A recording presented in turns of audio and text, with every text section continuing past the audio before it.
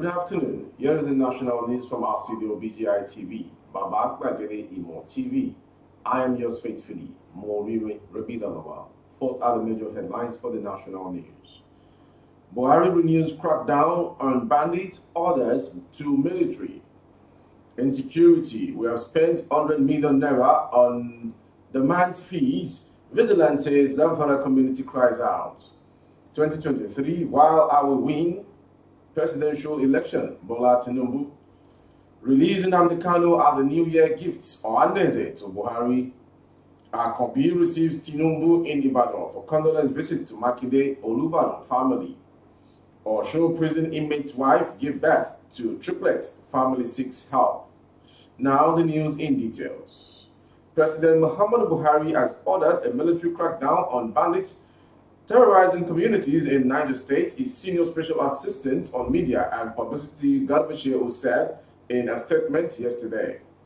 Shehu said the directive to launch a major military campaign in the North Central State was handed over to the Defense Headquarters DHQ by the President. The President's order came barely 2 weeks after the federal government published the court order classifying bandit kidnappers and others as terrorists into a gazette.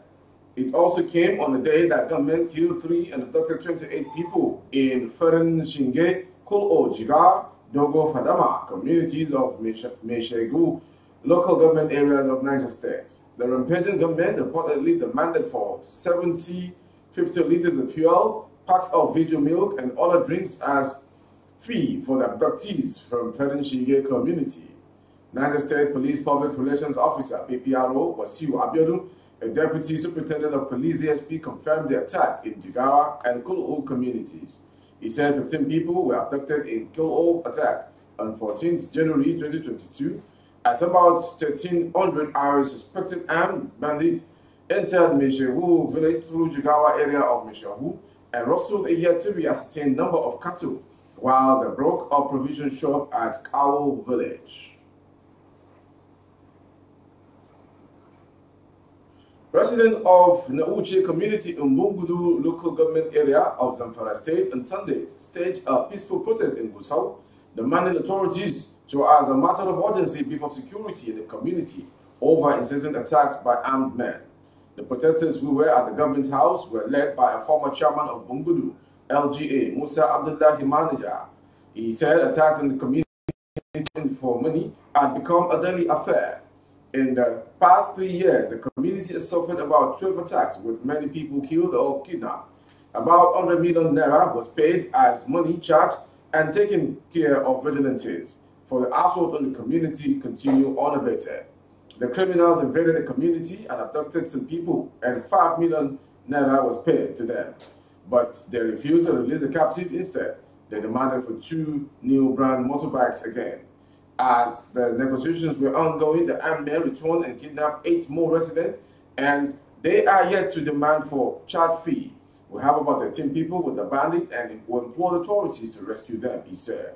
He said a businessman, Al-Adi Adi Babangebe, was abducted recently and the bandit demanded for 35 million naira.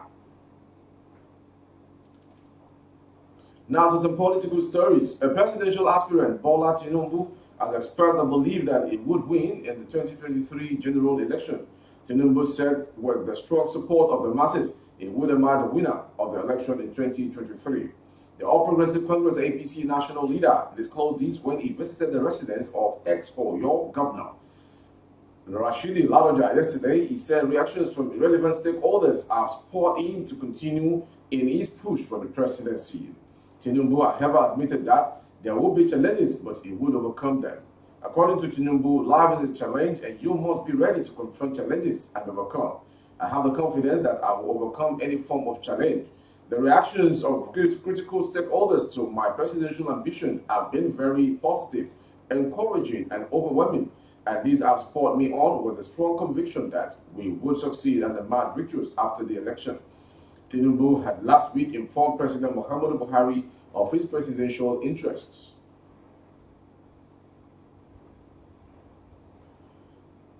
The youth wing of the Apex Igbo Social Cultural Organization, or Aneze Indigo, has urged President Muhammadu Buhari to order the the release of Mazi Nnamdi Kanu as a New Year gift to Indigo. Ohanaeze Youth Council worldwide made the appeal in a statement by its President General Mazi Oku Nnabuike. Daily polls report that Buhari had last week ruled out the possibility of a political solution to Kanu's freedom. This was after he had earlier told the delegation of Igbo leaders that he would look into Kanu's case. Kanu, the leader of the indigenous people of Biafra, IPOB, has been in detention weeks after his arrest in Kenya, a situation that has continued to create tension in the southeast. He is expected to appear in court tomorrow, Tuesday, where his lawyers will make further argument for his bail. In a statement made available to Daily Post on Monday, Oku urged President Buhari to reconsider his stance on the IPOB leaders' incarceration. The Ohanaeze chieftain noted that as a father, the president should not be pandering to the advice of a few people, which is not in the best interest of the country. Recall that the use of force never worked in the Niger Delta region until the late President Yar'Adua brought in amnesty and peace was restored. Mr. President must take a cue from that, and this continues those urging him not to free Kanu. He, however, advised the leadership of the IPOB to equally toe the line of peace and avoid making further inflammatory statements. He appealed to the National Assembly caucus from the southeast and other Igbo leaders to continue their effort towards securing Kanu's freedom.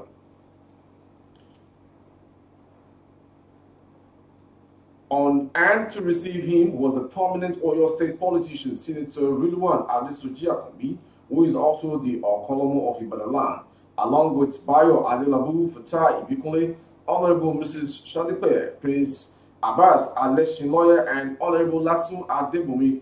From the airport, the APC national leader, Asiwaju Bola Tinubu, and the company of his entourage, which included Chief Pius Akinyelure, Alhaji Mohammed Masari, and John James Falike, made first stop over at the government house to pay a condolence visit to Mr. Sheyi Makinde. Here, Asiwaju Bola Tinubu expressed sadness over the death of Olubadan of Ibadan, Obadetuji Soliu, Ajay Ogungunisho. He said, coming shortly after the death of another top-ranking traditional ruler in Yoruba land and in your state, the Olubadan's passing away is a big loss to the state and Yoruba race.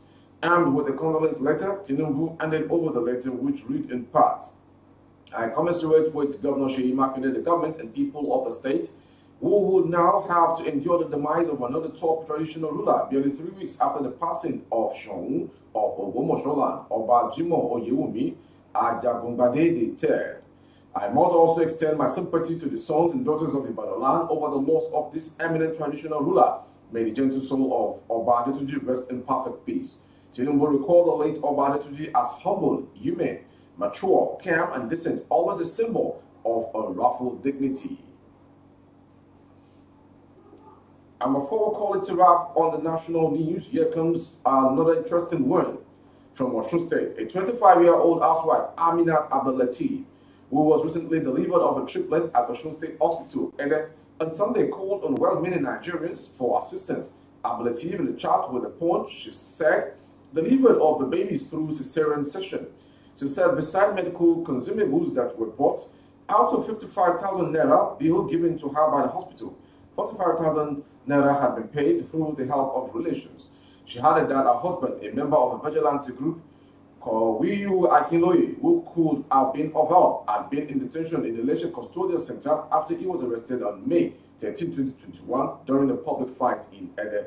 She said, my husband is a member of a vigilante group. He was innocent, but he was called for settlement of a dispute in Ede during a public fight, and he went there. He has been in detention in the Leisure since May 13, 2021.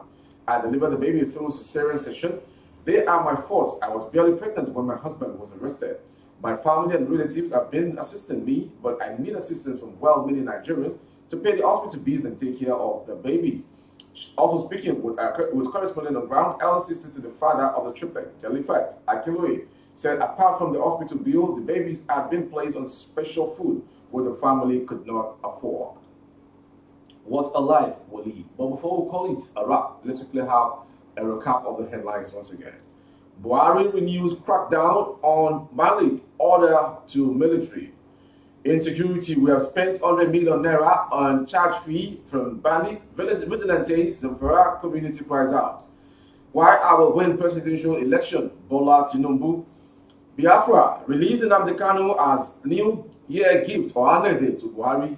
We also brought to you our Akanbi received Tinubu in Ibadan for condolence visit to Makinde Olubadan family.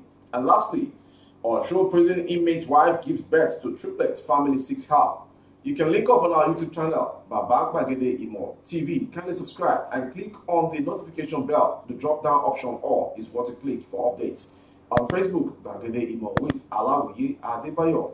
Please like and follow the page to get updated as well. And on Instagram, Gbagede Imo _22 for advert placements of your goods and services and products, coverage of events and functions. All you need to dial is a phone number streaming on your screen. Thank you for watching. I am Moriri Rebila Lawal.